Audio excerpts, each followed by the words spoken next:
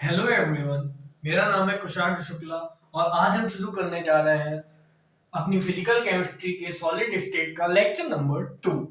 ठीक है, तो आज हम पढ़ेंगे contribution of lattice points at a particular location in a unit cell. ठीक है ना, चलिए देखते हैं।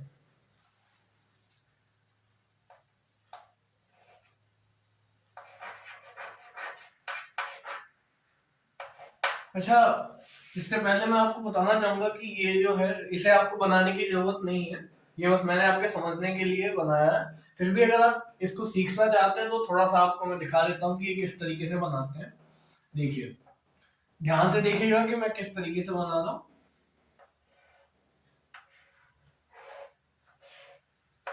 ये तो सब लोग ड्रॉ कर लेते हैं, ठीक है, यहाँ तक तो कोई इश्यू नहीं था। अब इसके बाद क्या करना है, ये लाइन जो हमारी आई है इसके पास से एक जो बैक फेस पे फोकस कीजिएगा सिर्फ। बैक फेस से ये एक लाइन, ये एक लाइन और इसको मिला दें। ठीक है, पहला काम हमें ये करना है। उसके बाद फ्रंट फेस देखिए, फ्रंट फेस की ये जो लाइन आई है इसको आगे बढ़ाइए और इसके मिडिल तक लाएंगे। ठीक है, फ्रंट फेस की नीचे वाली लाइन उसको भी इसके बराबर तक ले आइए और यहाँ पे मिला दीजिए। ठीक है, ये देखिए बन गया। ठीक है, इसी तरीके से आप आगे कंटिन्यू कर सकते हैं। बैक फेस से बैक फेस बना दिया, फ्रंट फेस से फ्रंट फेस बना दिया और इस तरीके से मिला दिया। ठीक है, ये तो हमने देख लिया। आप इस तरीके से आगे कंटिन्यू कर सकते हैं, ऐसे ऊपर बना सकते हैं और ऐसे इस तरीके से नीचे बना सकते हैं या इधर साइड में किधर भी आप बना सकते हैं। चलिए आगे देखते हैं।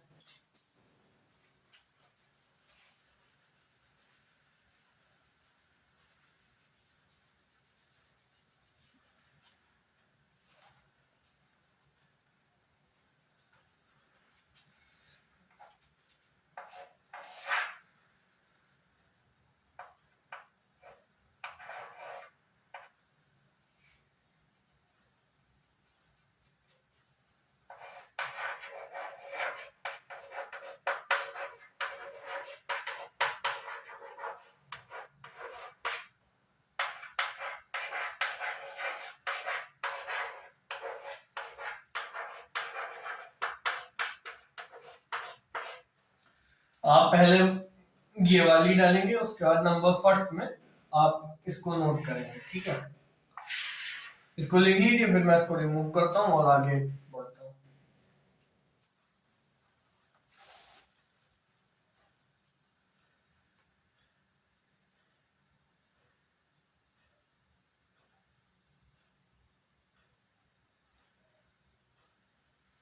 ठीक है, नोट कर लिया। चलिए आगे देखते हैं।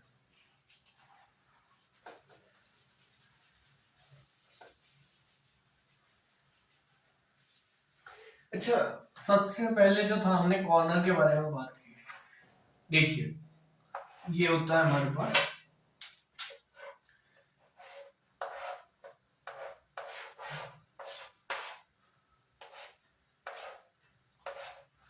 एक यूनिट सेल होता है। यहाँ पे मैंने दिखाया, देखो आपको 1 2 3 4 5 6, यहाँ पे 6 यूनिट सेल है। ऐसे ही यहाँ पे एक यूनिट सेल है।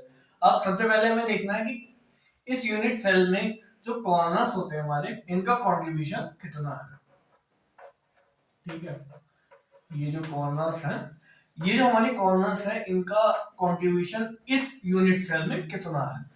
तो आप इसको समझने के लिए आप अपने जिस भी रूम में बैठ के पढ़ाई कर रहे हैं उस रूम को एज्यूम कीजिएगा। ठीक है, आपके रूम के किसी भी एक कॉर्नर पे फोकस कीजिएगा और मैं आपको समझाने की कोशिश करता हूँ। ठीक है, अब आपका जो रूम का एक कॉर्नर है, जो एक रूम का कॉर्नर होगा, वो जिस रूम में आप बैठे हैं उसका पार्ट है। ठीक है, एक उसके पास में जो रूम होगा उसका पार्ट है। ठीक है, एक इस साइड में जो रूम होगा, इस साइड में उसका पार्ट है। एक उस साइड, जो इस साइड में रूम है उसके पास वाला जो रूम होगा उसका पार्ट है। ठीक है, तो अभी तक हमने देख लिया कि 4 का पार्ट हो चुका है हमारा कॉर्नर, 4 यूनिट सेल का पार्ट हो चुका है। इसके बाद क्या, आप जिस रूम में बैठे हैं कॉर्नर उसका पार्ट है, ये तो हमने देख लिया। एक इसके ऊपर रूम होगा, उसका भी तो ये पार्ट हुआ, ठीक है, तो 5 हो गया हमारे पास।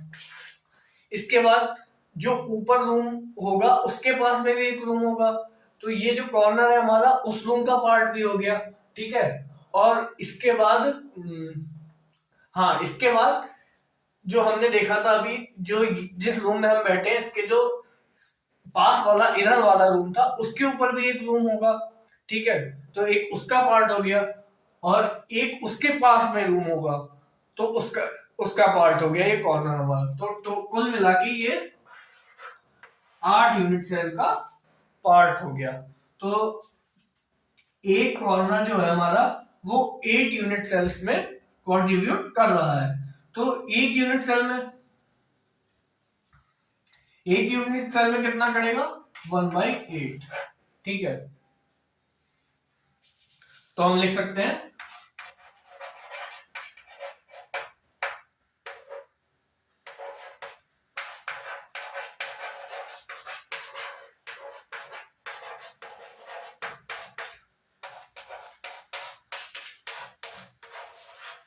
ठीक, इसको आप नोट कीजिए, फिर हम आगे बढ़ते हैं।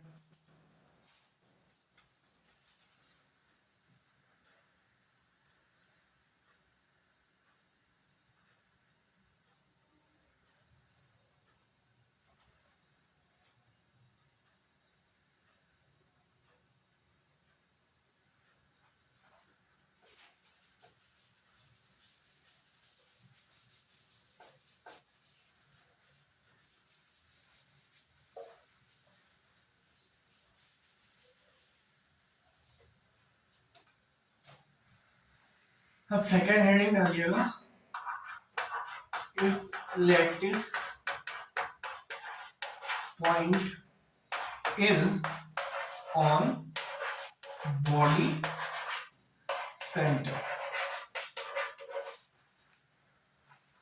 ठीक है। इसको नोट कर लीजिए, फिर मैं इसको रिमूव करता हूँ, आगे बढ़ता हूँ, ठीक है। चलिए ऐसे ही देख लेते हैं।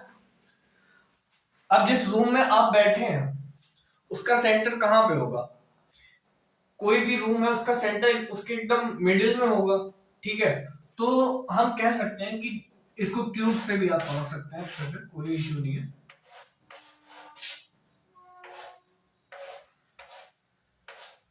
ये है आपका रूम, ठीक है।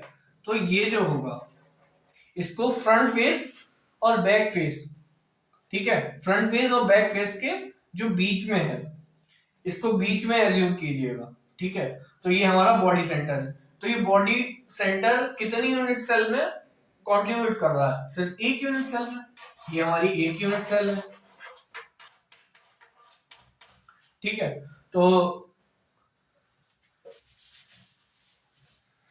Contribution per unit cell equal to 1, ठीक है। ये लिख लीजिएगा, आगे देखते हैं उसके बाद।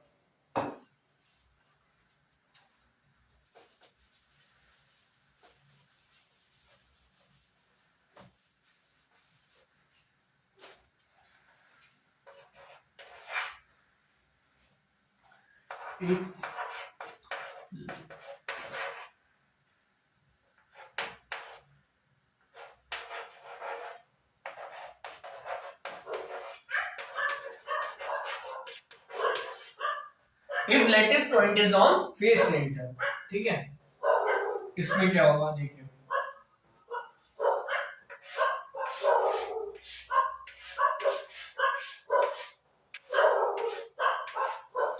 ये हमारे फेस है, ठीक, ये फेस।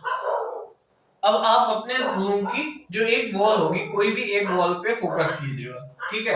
एक वॉल का जो भी एक वॉल आपने ली है उसके सेंटर पे फोकस कीजिए। तो वो एक जो उसका सेंटर है वो आप कह सकते हैं कि एक आप जिस रूम में बैठे हैं उसका पार्ट है, और एक उसके जो पास वाला रूम होगा उसका पार्ट होगा, ठीक है ना। कि ये जैसे जिस तरह ये वॉल है, ये आपके सामने वॉल दिख रही है, मान लीजिए ये यहाँ पे इसका फेस सेंटर है, ठीक है। तो एक इस रूम का, जिस रूम में मैं आपको ये सब पढ़ा रहा हूँ, इसका पार्ट है, एक इसके पास इस साइड में भी तो रूम होगा, तो उस रूम का ये पार्ट हो गया। ठीक है, तो हम क्या कह सकते हैं कि कंट्रीब्यूशन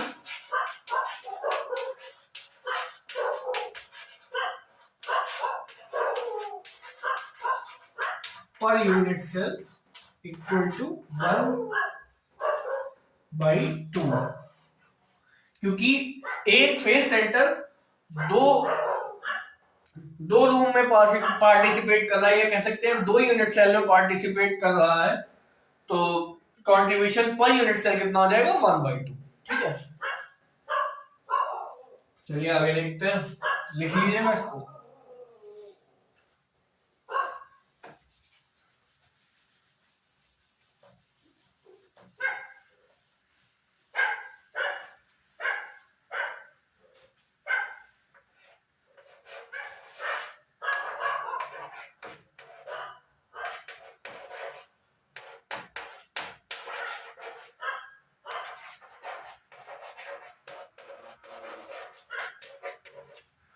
इसको ध्यान से देखिएगा।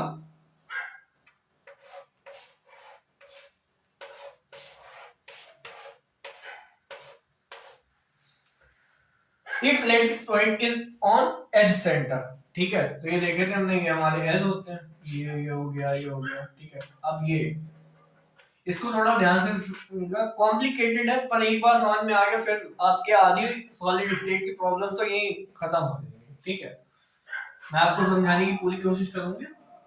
देखिए, अब एच सेंटर है, तो ये एच सेंटर जो है, ये इस एच पे आप फोकस कीजिए।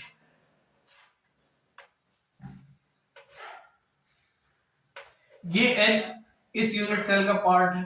ठीक है, एक इसके बैक साइड में जो यूनिट सेल होगी उसका पार्ट होगी है। ठीक है, एक ऊपर साइड में जो होगा उसका पार्ट होगी, एक ऊपर वाले के पास वाला जो रूम होगा उसका पार्ट होगा ये। तो इसका कंट्रीब्यूशन 4 यूनिट सेल में हो रहा है, मतलब कंट्रीब्यूशन पर यूनिट सेल कितना हो जाएगा 1/4। अभी नहीं समझ में आया है तो आप इस तरीके से देखिए, आप अपने रूम के किसी भी एक एच को उठा लीजिए, एक एच पे ध्यान दीजिएगा। ठीक है, किसी किसी दीवार के एक एच पे ध्यान दीजिए, उसके जो जिस रूम में आप बैठे हैं वो एच उस रूम का पार्ट है, साथ ही साथ वो एक पास वाला जो रूम होगा उसके एकदम एडजेसेंट वाला जो रूम होगा उसका पार्ट होगा, और जिस रूम में आप बैठे हैं एक रूम उसके ऊपर भी होगा तो वो उसका पार्ट होगा, और साथ ही साथ जो ऊपर वाला रूम है उसके पास में भी एक रूम होगा तो वो एच उसका पार्ट भी हो जाएगा। ठीक है, वो आई होप आपको समझ में आ गया होगा। तो हम लिख सकते हैं कॉन्ट्रीब्यूशन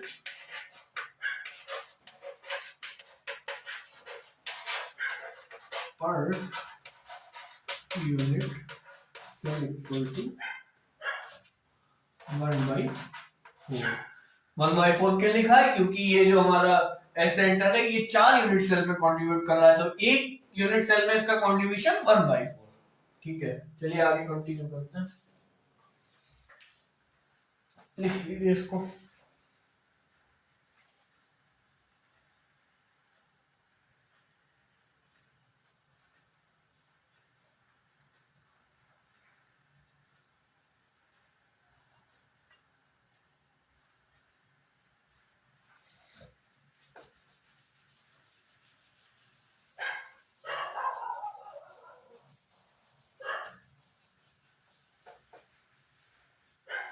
नेक्स्ट हेडिंग डालिएगा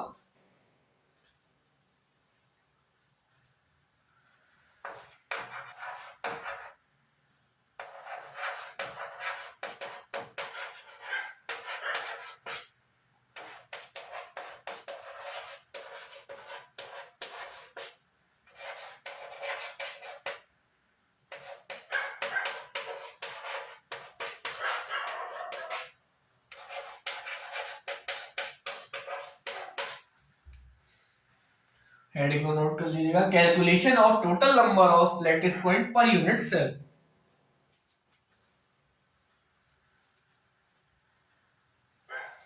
ठीक है, लिखिए। अब इसको देखते हैं, इसके अंदर डिस्कस करते हैं। इसको ध्यान रखिएगा, इसके आगे ब्रैकेट में जेड लिख लीजिएगा, इसको जेड से रिप्रेजेंट करते हैं। ठीक है,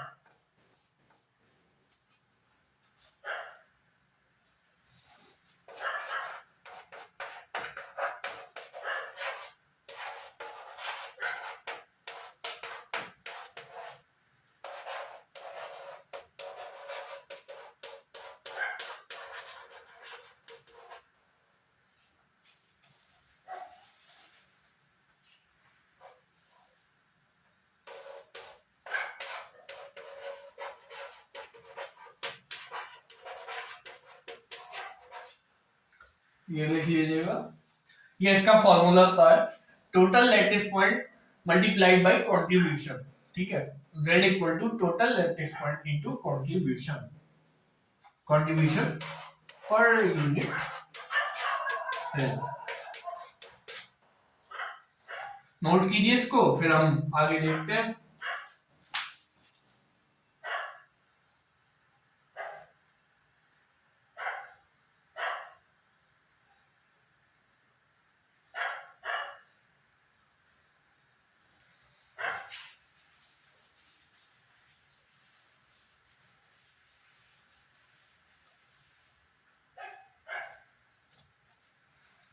नंबर फर्स्ट हम बात करते हैं एससीसी की।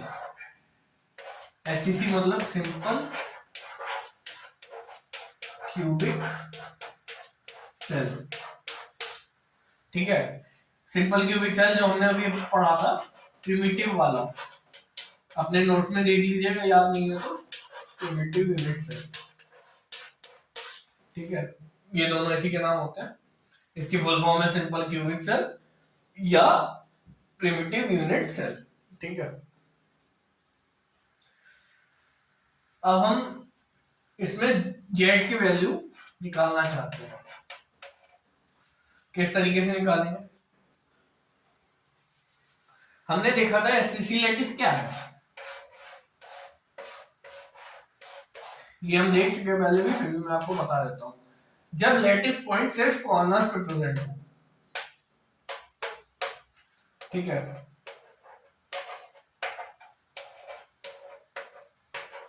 तो टोटल लैटिस पॉइंट कितने हो गए हमारे पास?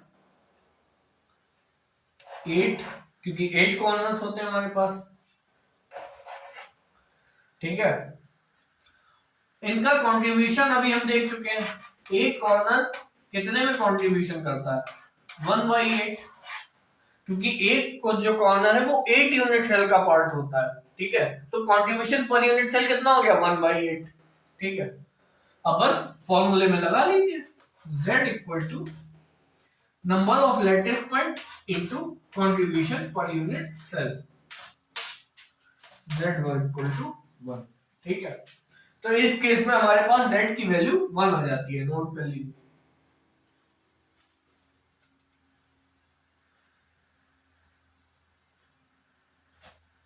यहां पे हम कह सकते हैं कि total number of lattice point per unit cell in case of SCC equal to 1।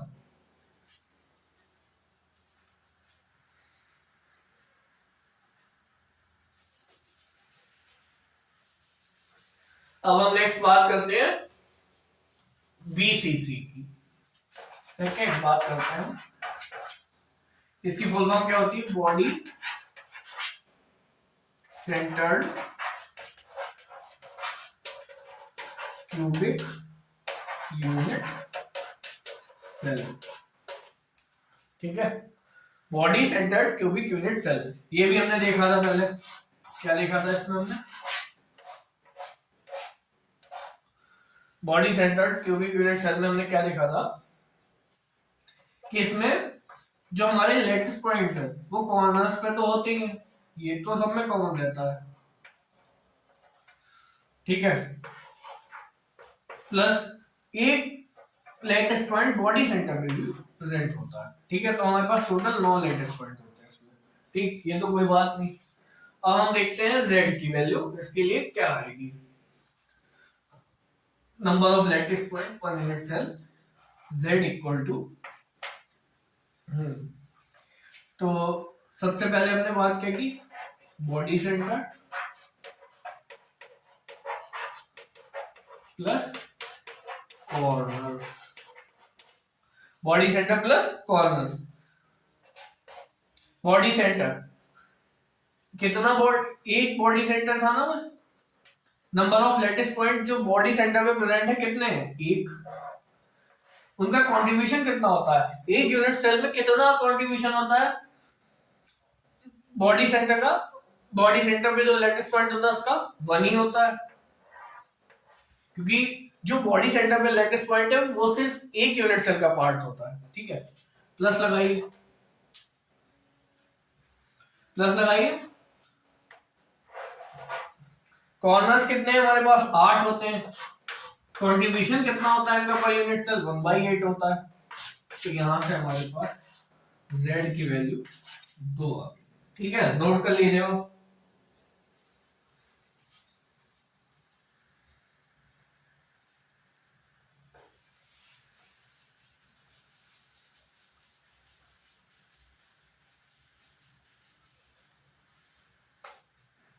Next move करते हैं। Now we talk about FCC, face centred cubic unit cell. ठीक है, face centred cubic unit cell की बात करते हैं। Face centred cubic unit cell,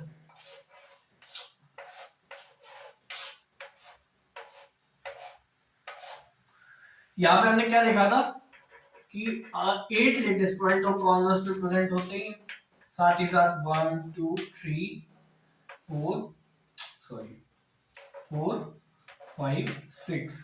ठीक है, 6 लेटेस्ट पॉइंट हमारे फेस पे भी प्रेजेंट होते हैं। ठीक है,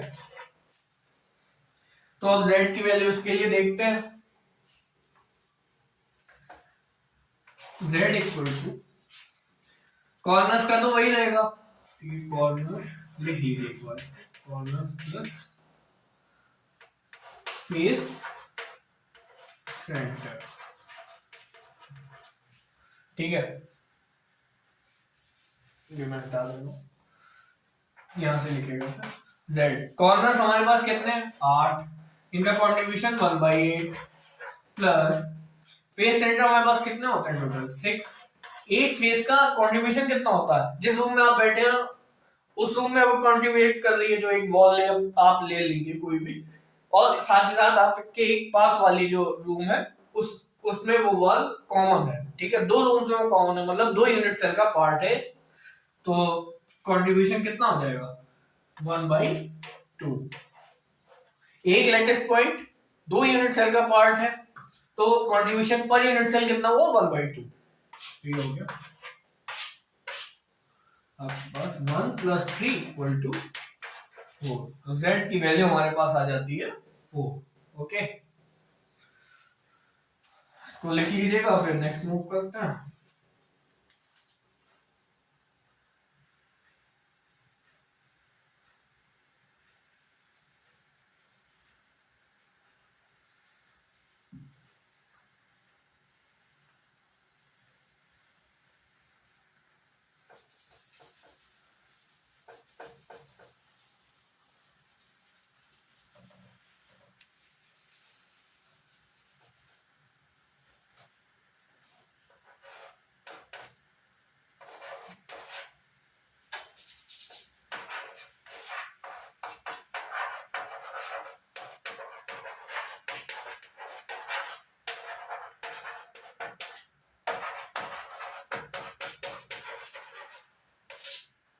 as centre cubic unit cell. अब देखिएगा,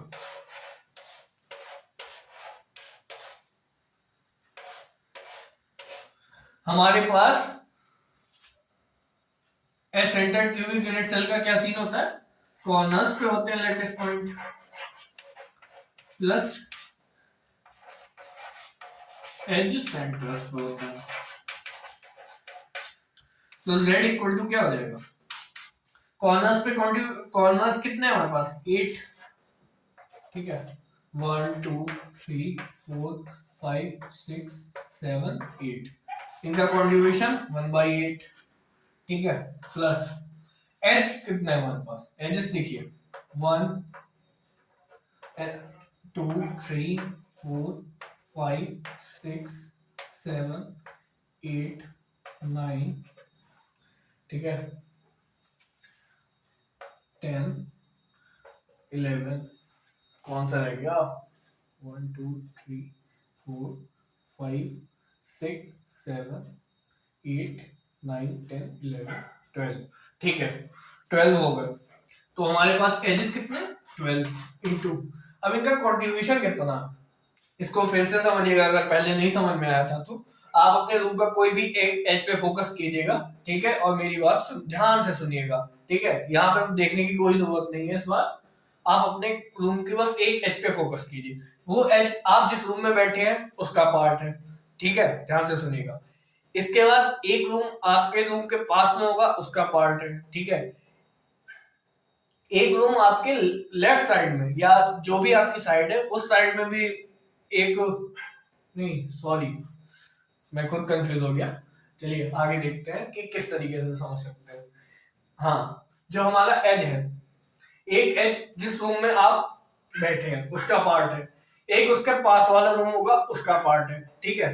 अब हम ऊपर बढ़ते हैं, एक जिस रूम में आप बैठे हैं उसके ऊपर रूम होगा, उसका पार्ट भी तो होगा ये एज, और साथ ही साथ एक उस जो ऊपर वाला रूम है उसके पास में भी एक रूम होगा, उसका पार्ट होगा। तो कुल मिला के इसका कॉन्ट्रीब्यूशन कितना हुआ, 1/4, ठीक है, क्योंकि एक लैटिस पॉइंट 4 यूनिट सेल में पार्टिसिपेट कर रहा है, तो 4 लैटिस पॉइंट कितने में करेंगे, तो कंट्रीब्यूशन पर यूनिट सेल कितना आ जाएगा हमारे पास, 1/4, 4 3 12, तो ये हो जाएगा 1 + 3 = 4, ठीक है। तो z की वैल्यू यहाँ पे हमारे पास 4 है, ओके।